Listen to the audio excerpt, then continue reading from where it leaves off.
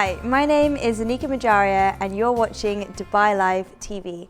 Today I'm at the American Hospital with Dr. David Cremonisini, who is a pediatrician and allergy specialist. Hi Dr. David, thank you for being with us today. Hello there. What types of problems do you see in your clinic?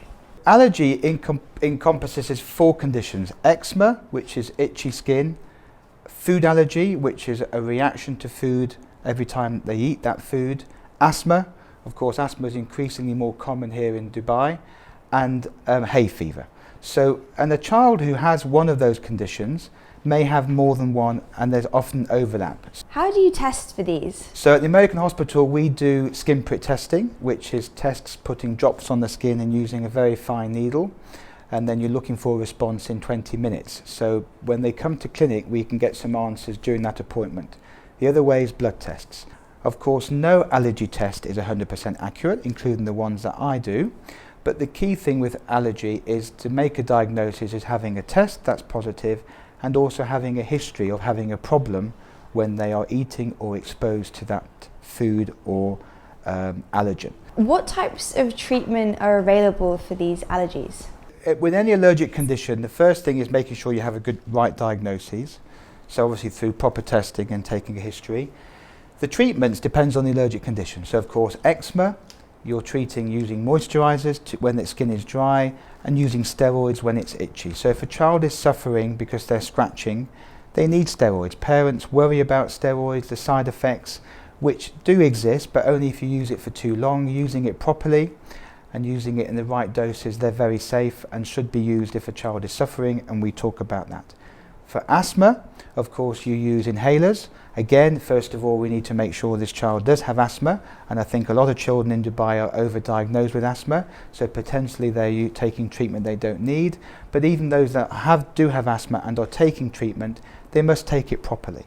So children I see are taking an inhaler in the mouth, you must use a spacer, and you must take your preventative treatment every day. Are there any sources of information that you would direct parents to be a little bit more informed?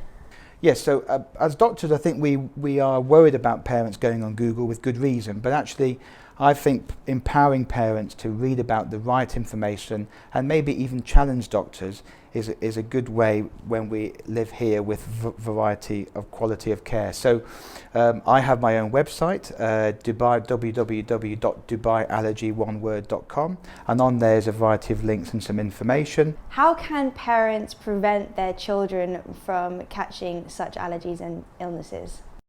Yes, well, there's lots of research on this, and we don't have very clear guidelines. Certainly if you have allergy problems in the family, be it a parent or a sibling, then the risk of that other child of having an allergic problem is higher.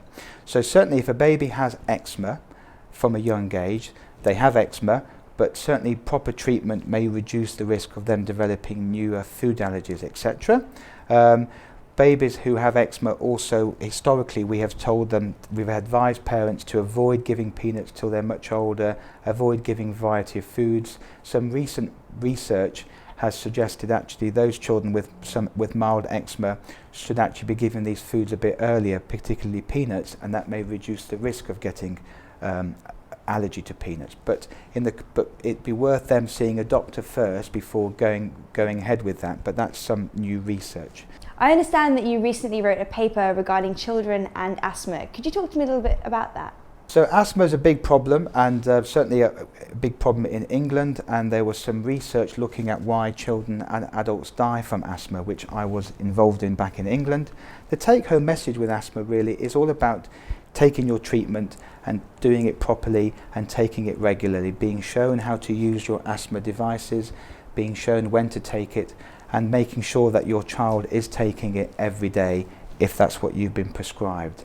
Getting the basics right around asthma will help your child, and that's the message from the paper really, and what you need to do. Thank you Dr. David for chatting with me today. It was great to have you on the show. Thank you for your time. Thank you. Thank you.